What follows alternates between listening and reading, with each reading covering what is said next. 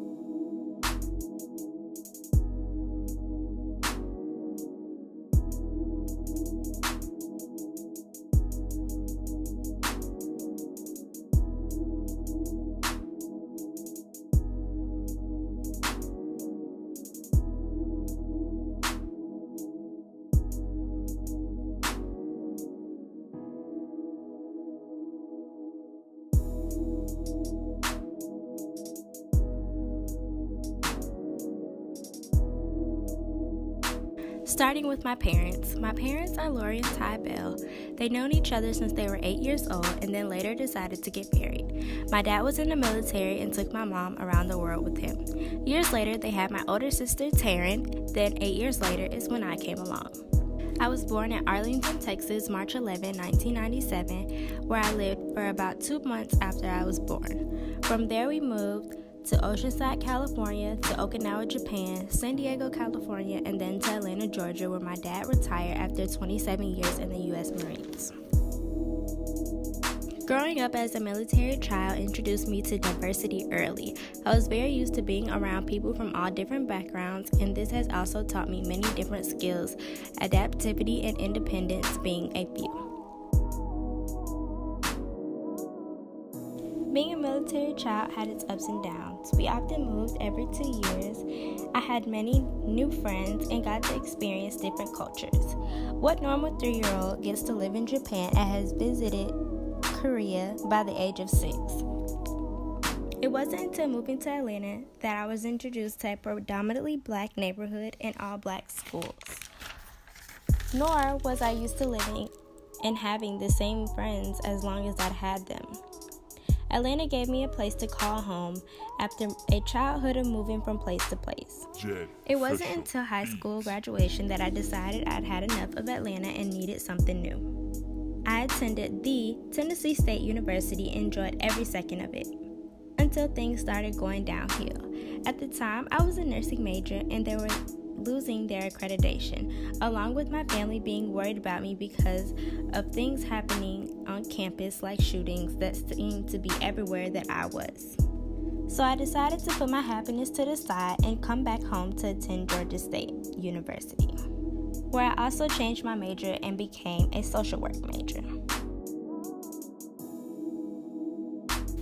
Georgia State is more of a school I'm dealing with rather than enjoying. It's completely different from where I started school. Sometimes I wish I wouldn't have chosen others' happiness over my own.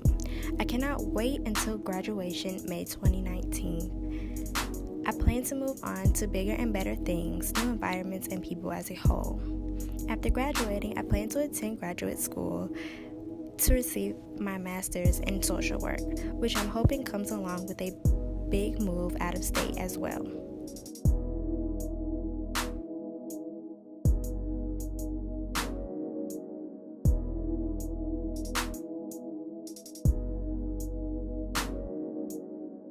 I would describe myself as being outgoing, independent, caring, and trustworthy. With my love for helping and caring for people and my such diverse background, I decided that becoming a social work major would be the profession that best fit me.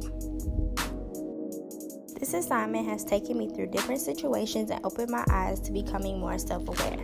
My pre-test scores were 112 for Section 1 and 184 for Section 2, which surprised me because I thought I was more aware of cultures and the people around me than I really was.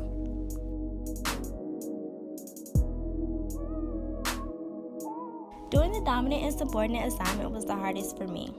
I have always been taught that no matter the color of your skin, your gender, or any other things that society says can hold you back from success, that you are the only person that can stop your success. If you want something bad enough, you can achieve it no matter what. So I often overlook society's stereotypes and norms. However, with this assignment, I found that a dominant group I am a part of plays an important role in my life, and that is being a part of a two-parent household. My parents have been married for 32 years, and seeing their marriage and all the things that they do and have done for my sister and I inspires me. They tried to give us all the opportunities that they did not have, which brings me to another dominant group I am a part of, which is higher education. Something my parents have not had the opportunity to experience, and I appreciate because some children do not have parents that encourage and stress how important it is to achieve higher education. After doing the dominant and subordinate assignment, I learned that society plays a role in who you are more than you ever imagined. The dominant and subordinate racial group you are a part of is more vivid than the other groups that are discriminated against daily. This assignment didn't only make me more aware, but also encouraged me to educate the people around me. As a future social worker, it is important to understand the many dominant and subordinate groups in order to assist your clients. As a social worker, your clients may come from various different backgrounds and environments, and it is your responsibility to understand and accommodate them. A subordinate group I am a part of is being African American. African American people are often seen as a subordinate group because we live in a society of white privilege. Black people are often stereotyped and looked down upon. However, my subordinate group will not discourage me, and I'm proud to be an African American. The cultural immersion portion of this assignment is what interests me the most. I had the opportunity to learn more about the LGBT community as well as about someone who was of African descent.